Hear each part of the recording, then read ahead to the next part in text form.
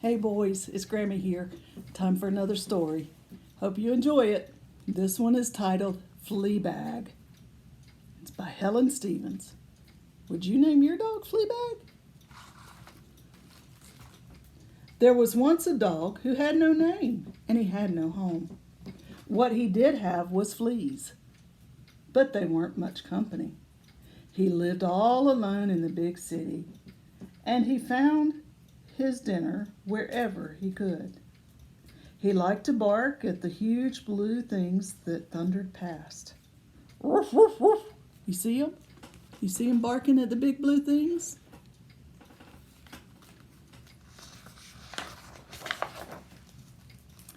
And he liked to run in the big green place where he saw lots of other dogs. The other dogs all had people to take for a walk. He wished he had a person too. Sometimes he tried to join in the other dogs' games, but their people called him Fleabag and told him to shoo. Then one day he saw a boy with a ball, but not a dog. The boy's big person was busy, and the boy had no one to play with. That didn't seem right. So when the boy threw his ball, the dog ran as fast as he could, across the green stuff, through the pink things, and caught it. That was fun. He had never played before. The boy looked very pleased. He tickled the dog under the chin, and the dog liked that. He had never been tickled before. "Don't touch him, Bob," said the boy's big person. "He's all dirty." "I don't mind," said Bob. "I like him." Over the next few days, the dog looked out for his boy, and the boy looked out for his dog. Then the boy's big person was usually too busy to notice. The boy and the dog became great friends. Do you see them on their great kite-flying adventure?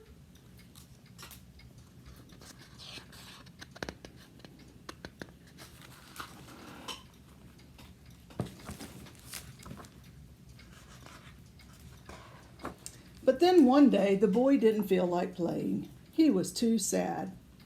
He told the dog that his family were moving the next day. They were going far away and he wouldn't be able to play with the dog ever again.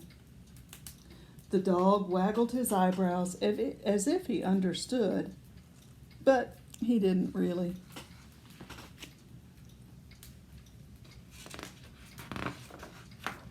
Then the boy's big person called out, "Come on, Bob, time to go home. Leave that little Fleabag alone now." "I have to go with my mom," said the boy. "I'll miss you." And he shook the dog's paw. Then the boy followed his mom, and the dog followed his boy all the way home. That night the boy couldn't sleep. When he looked out his window, he could see his dog sitting far below. "I can't leave you behind," he thought, and he decided to do something very scary. He picked up his suitcase, which was already packed for the move, stuffed a few cookies in his pocket, and tiptoed out of the apartment. He was scared as he scampered down the stairs. He was scared as the heavy door shut behind him. He was scared as he ran to meet his friend. "Come on, boy," he said bravely. "We're running away."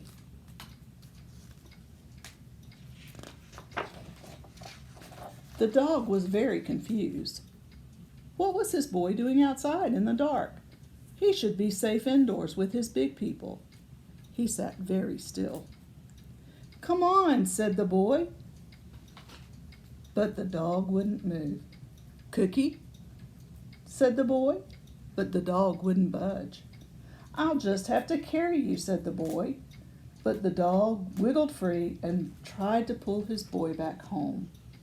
Then he ran around and around him, barking. "Shush," said the boy. "You'll wake up Mom and Dad." That seemed like a good idea, so the dog went woof, woof, woof, woof, woof, woof, woof, woof, woof, woof, woof, until a light turned on and a worried face looked out.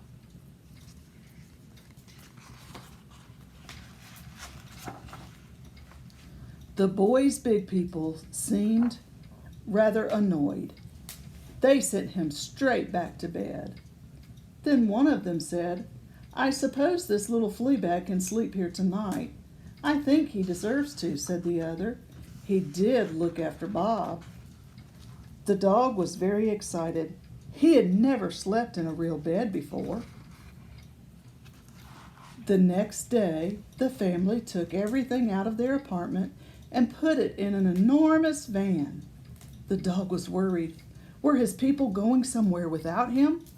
Then the man said, "Come on, little Fleabag, hop in. You're coming with us." And that's how the dog with no name found a home. The dog soon settled in. Dad got rid of his fleas, which was good. Mom got him nice and clean, which wasn't so good. Then Bob got him nice and dirty all over again. The dog listened while his family tried to think of a name for him. "Scruff," said Mom. "Spike," said Dad. "Gaga," said the baby. But the only name that stuck was Fleabag. And that is the end. So what do you think about that little book about Fleabag? I think it turned out pretty great. The boy had nobody to play with and the dog didn't have anybody to play with, so they all just got together and became very happy. Hope you enjoyed our story, and I'll see you next time. I love you, boys.